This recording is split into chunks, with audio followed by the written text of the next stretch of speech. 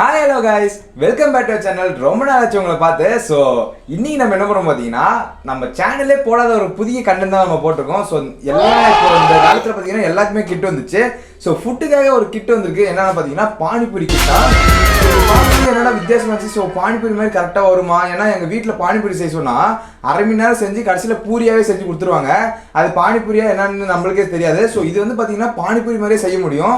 So அதுக்குள்ளே இருக்கிற மசாலாவும் இதிலே கொடுத்துருக்காங்க. ஸோ இதை வந்து நம்ம இன்னைக்கு செய்ய போகிறோம். ஸோ நான் அந்தளவுக்கு பெரிய குக்கெலாம் இல்லை. ஸோ வாங்க வீடியோக்குள்ளே போகலாம். வீடியோ பார்த்துமே மறக்காமல் லைக் ஷேர் சப்ஸ்கிரைப் பண்ணிக்கோங்க. வாங்க வீடியோக்குள்ளே போகலாம். பானிபூரியை அன்பாக்சிங் பண்ணுவோம் வாங்க. ஸோ இதை அன்பாக்சிங் பண்ணுவோம். ஒரு பெரிய பேக்கெட் கவரு. ஸோ இதுதான் அந்த பூரி போல். நெக்ஸ்ட்டு ஒரு மசாலா பேக்கெட்டு, நெக்ஸ்ட்டு இன்னொரு பேக்கெட்டு, நெக்ஸ்ட்டு பார்த்தீங்கன்னா பச்சை கலரில் ஒரு பேக்கெட் இருக்குது. கொலன்னு வேறு இருக்குது. அடோ சாமி, இந்த பாருங்களா எத்தனை பேக்கெட் கொடுத்துருக்காங்க.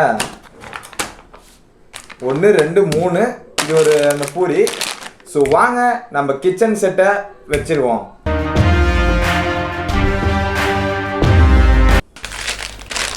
ஸோ கைஸ், அவங்க கொடுத்த ஃபஸ்ட் பேக்கெட்டை பிரிக்கலான்னு நானும் கட் பண்ணால் உள்ளே மாற்றி கொடுத்துட்டாங்கன்னு நினச்சேன். ஏன்னா உள்ளே பார்த்தா நெய்ந்திர சிப்ஸ் கொடுத்துருக்காங்கன்னு நினச்சிட்டேன். அப்புறம் தான் தெரியுது அதுதான் பூரிங்க. ஸோ இது எப்படிரா பூரி மாதிரி வரும்னு எனக்கு ஒரு டவுட்டு. ஸோ கைஸ், அதுக்கு அடுப்பு பற்ற வச்சு அதில் எண்ணெய் சும்மா கலன்னு அழகாக ஊற்றிட்டு ஒரு 4-5 பூரிங்க சாம்பிளுக்காக போட்டேன். ஸோ எப்படி வருதுன்னு பார்க்கலான்னு. ஸோ பார்த்தீங்கன்னா ஓரளவுக்கு சைஸ் வந்துச்சு. நான் நினச்சிட்டு சரி அவ்வளோதான் போல நினச்சா, அப்படி திடீர்னு பாருங்களா கோல்ஃப் பந்து மாதிரி ஆயிடுச்சு. எனக்கு ஒரே ஆச்சரியம், செம்மையாச்சு அழகாக பார்க்குறதுக்கு. ஸோ இனிமேட்டு என்ன எல்லா பூரியும் வறுத்துடலான்னு சொல்லிட்டு எல்லா பூரியும் வறுத்துட்டேங்க.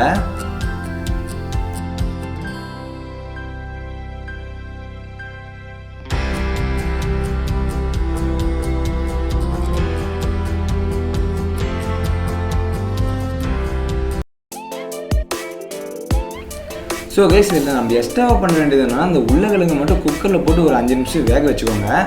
ஸோ இந்த 5 நிமிஷம் வேக வைக்கிற நேரத்தில் நான் என்ன பண்ணிக்கிறேன் பார்த்தீங்கன்னா வெங்காயம், ஏன்னா உள்ள ஸ்டஃபிங்கில் வெங்காயம் தானே டேஸ்ட்டாக இருக்கும். ஸோ அதனால் வெங்காயத்தை ஃபுல்லாக நறுக்கி ஸோ அதை தண்ணியில் போட்டு நான் கழுவி வச்சிடுறேன்.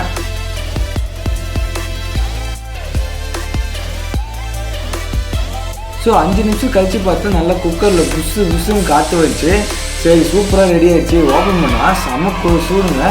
அப்படியே கொஞ்ச நேரத்தில் கையை சுட்டுருக்கும். ஸோ அப்புறம் நான் என்ன பண்ணேன், ஸ்பூன் வச்சு செக் பண்ண நல்லா வெந்துருச்சா இல்லையான்னு. பார்த்தீங்கன்னா சூப்பராகவே வெந்திருக்கு. இப்போ என்ன நம்ம ஸ்டூடியோக்குள்ளே போயிட்டு மீதி வேலையை பார்ப்போம் வாங்க. இப்போ பார்த்தீங்கன்னா நம்ம ஸ்டூடியோக்குள்ளே வந்துட்டோம். ஸோ உருளைக்கிழங்கு உரிக்கலாம் பார்த்தா செம சூடுங்க. ஸோ எப்படியும் நான் உருளைக்கிழங்கு படிப்படியாக உரிச்சிட்டேன். ஸோ இது சூடு பார்த்தீங்கன்னா செம சூடுன்னே சொல்லலாம். ஏன்னா தோல் பார்த்திங்கன்னா அழகாக வருது. ஆனால் அந்த கிண்ணமே செம சூடாகிடுச்சுன்னு நினைக்கிறேன். ஸோ அதுக்கப்புறம் என்ன பண்ணேன்னா ஒரு கிண்ணத்தில் பார்த்திங்கன்னா இந்த எல்லா உலகங்களையும் நான் போட்டு ஒரு கரண்டி வச்சு நல்லா நங்குன்னு நசுக்கிட்டேன். ஸோ அதுக்கப்புறம் என்ன பண்ண பார்த்தீங்கன்னா நான் நசுக்குனா தான் ரொம்ப சாஃப்டாக இருக்கும், அது ஸ்டஃபிங் நல்லாயிருக்கும். ஸோ அதனால அது மாதிரி பண்ணிட்டேன்.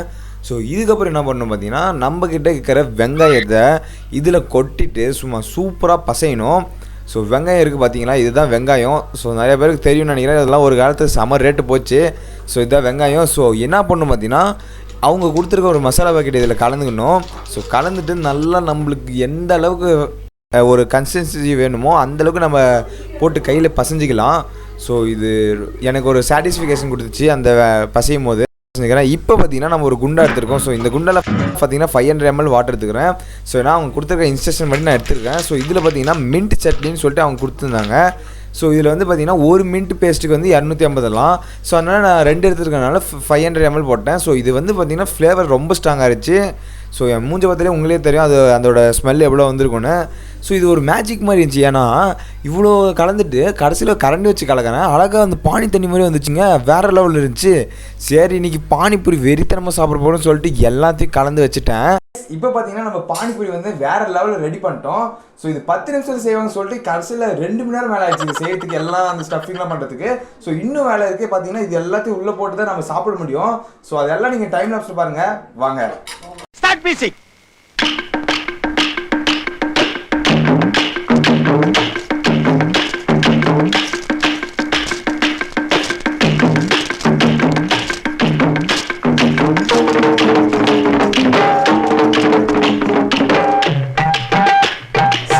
இப்போ பார்த்தீங்கன்னா நம்ம பானிபூரி ஃபைனலாக ரெடி ஆயிடுச்சு. இப்போ நம்ம அதை சாப்பிட்டு அசத்த போகிறோம். ஸோ யாரும் கண்ணு வைக்காதீங்க. ஸோ நீங்கள் இதை வந்து பக்கத்து கடையில் எங்கேயாவது இருந்தால் நீங்களே போய் வாங்கி செஞ்சுக்கோங்க. ஸோ நான் டேஸ்ட் பண்ண போகிறேன், பார்க்கலாம். நல்லா மொறுமொறுன்னே இருக்குது.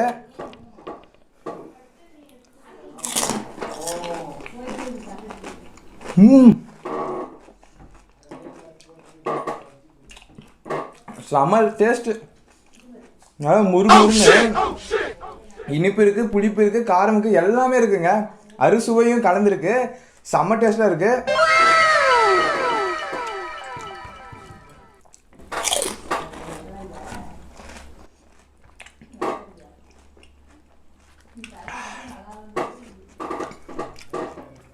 சரி, நான் இப்படியே சாப்பிட்டே இருக்கிறேன். ஸோ வீடியோ முடிய போகுது. ஸோ உங்களுக்கு இந்த வீடியோ பிடிச்சிருந்தா மறக்காம லைக் ஷேர் சப்ஸ்கிரைப் பண்ணுங்கள். பாய்.